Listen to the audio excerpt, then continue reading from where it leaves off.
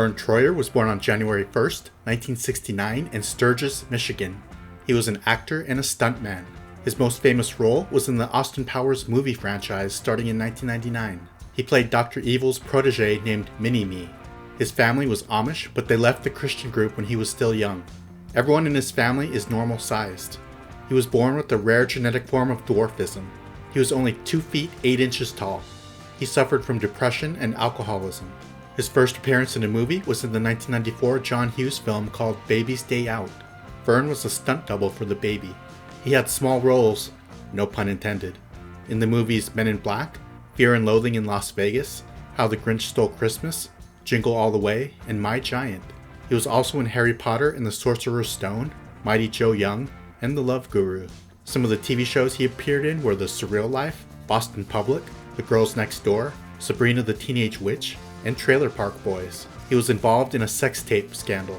He had a really cool YouTube channel. He was married to a full-sized model for a short time. Again, no pun intended.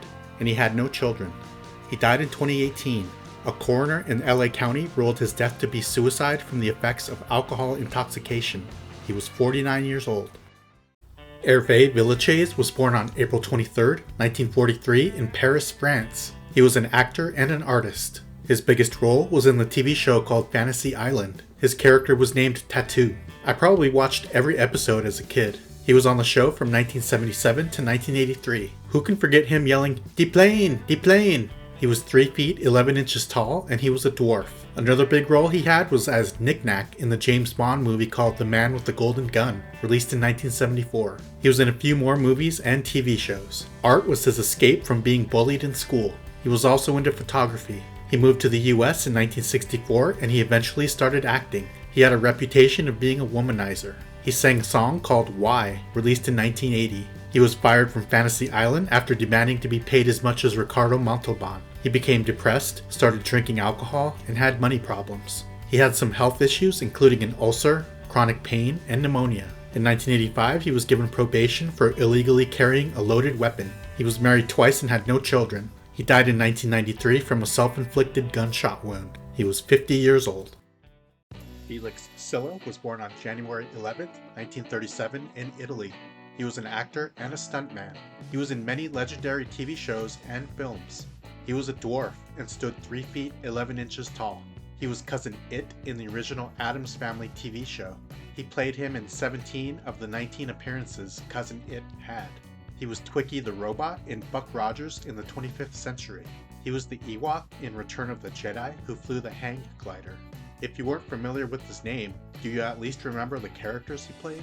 He started out as a circus performer in the Ringling Brothers and Barnum and Bailey Circus. He was a trapeze artist, a tumbler, and he rode a horse bareback. After 7 years of constant touring, he wanted to settle down in Los Angeles. He was hired as a stuntman when kids were involved in a slightly dangerous scene and as a stand-in. Some of the other TV shows he appeared in were Battlestar Galactica, Mork and Mindy, The Dukes of Hazzard, Married with Children, Bonanza, The Monkees, and Bewitched, just to name a few. He was a member of a musical group called the Original Harmonica Band. He also appeared in the films The Towering Inferno, Meatballs Part 2, Indiana Jones and the Temple of Doom, The Hindenburg, Spaceballs, Planet of the Apes, The Blackbird, The Sting 2, Batman Returns, and Ghostbusters 2. A lot of those roles he was wearing a mask or he was just doing stunts. He was married once for 56 years and had 4 children. He died in April of 2021 from pancreatic cancer. He was 84 years old.